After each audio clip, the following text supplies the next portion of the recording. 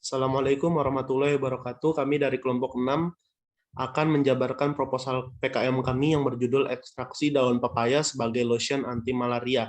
Adapun nama anggota kami yang pertama adalah Umi Nur Azifah dengan NPM 083, Arvin Abdullah Mansurin dengan NPM 093, dan Nada Yusmalinda dengan NPM 096. Adapun latar belakang dari proposal kami, penyakit malaria adalah penyakit yang disebabkan oleh parasit protozoa yang disebut Plasmodium yang hanya dapat dilihat oleh mikroskop. Penyakit malaria ditularkan dari penderita ke orang yang sehat melalui nyamuk Anopheles. Penyakit malaria ini di Indonesia masih tergolong sangat tinggi. Dalam buku yang berjudul Profil Kesehatan Indonesia tahun 2012, yang diterbitkan oleh Kementerian Kesehatan Republik Indonesia, tercatat tahun 2011 ada sebesar 1,75% warga Indonesia yang terjangkit penyakit malaria. Dan pada tahun 2012 bertambah sebanyak 1,69%. Hal ini menyebabkan malaria adalah penyakit yang sangat penting untuk segera ditanggulangi. Salah satu upaya pemberantasan dan pencegahan penularan penyakit malaria ini dapat dilakukan dengan pengendalian vektor dari penyakit tersebut. Upaya pengendalian ini dapat dilakukan secara hayati, yaitu dengan menggunakan insektisida alami yang tidak dapat berpengaruh buruk pada lingkungan dan juga manusia. Penggunaan bahan kimia yang berlebihan dapat menimbulkan beberapa efek samping, baik untuk lingkungan, bahkan untuk manusia.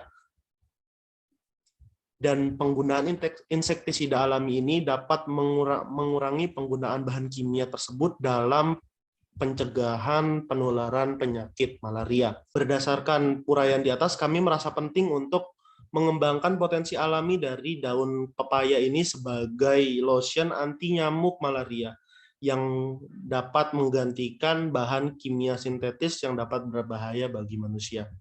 Selanjutnya akan dilanjutkan oleh rekan saya. Silahkan.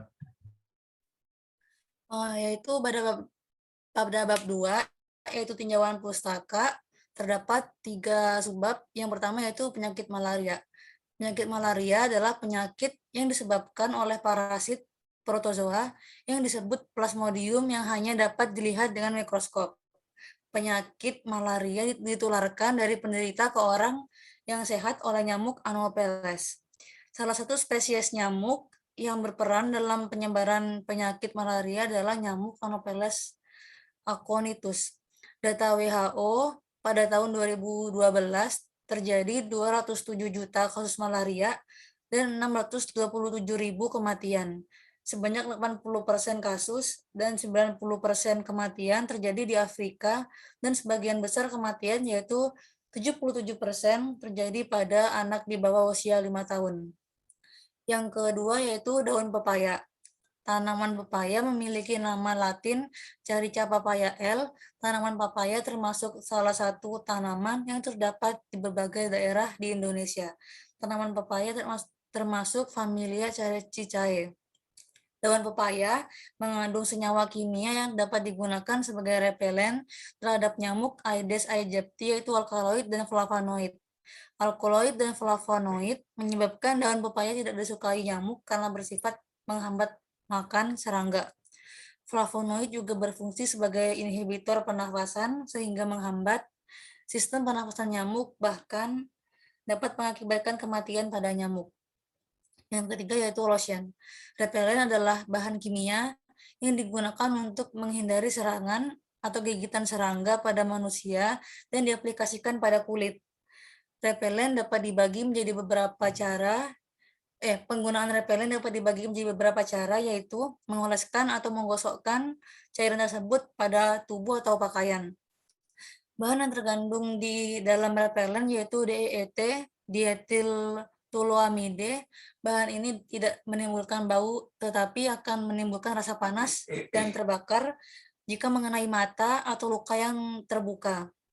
Efek samping penggunaan lotion anti nyamuk tergantung dari beberapa hal, seperti yang pertama, konsentrasi DEET yang terkandung dalam lotion anti nyamuk. Yang kedua, banyaknya kadar DEET yang dioleskan pada tubuh. Dan ketiga, pengaplikasian DEET pada area tubuh.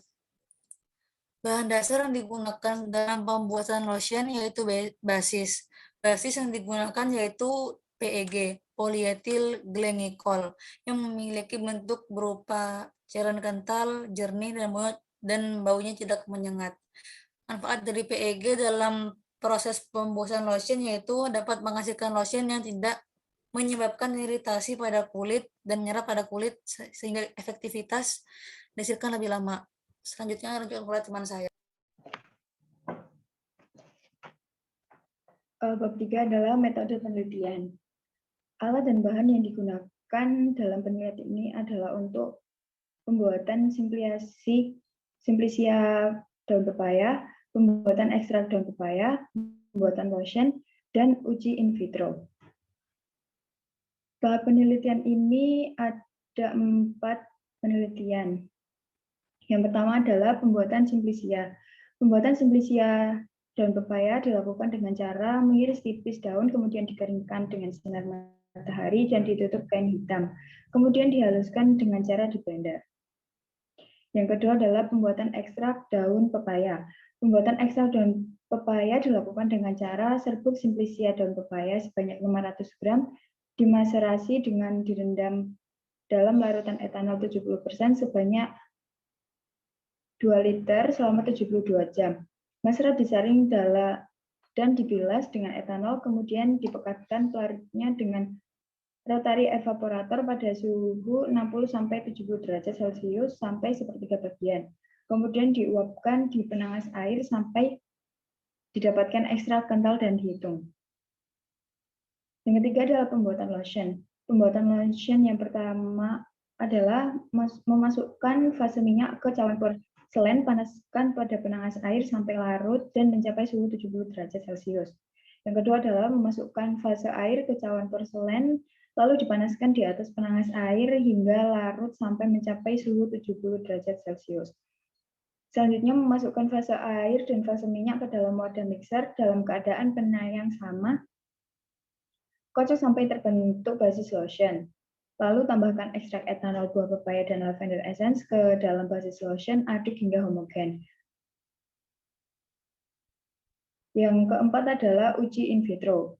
Uji in vitro adalah pengujian kandidat obat di luar tubuh makhluk hidup. Pengujian ini dilakukan pada kultur bakteri, sel terisolasi, atau organ terisolasi. Uji aktivitas antimalaria in vitro dilakukan terhadap hasil ekstraksi daun pepaya yang dilarutkan dalam DMSO, kemudian dilakukan pada lempeng multititer datar dengan 24 lubang. Pengujian dilakukan pada kultur parasit dengan tingkat parasitemia 1% dan hematokrit 5% dengan duplikasi percobaan. Setelah diinkubasi selama 48 jam, kultur dipanen dan dibuat sediaan lapisan darah tipis dengan pewarnaan Giemsa 10%. Lalu didiamkan selama 15 menit.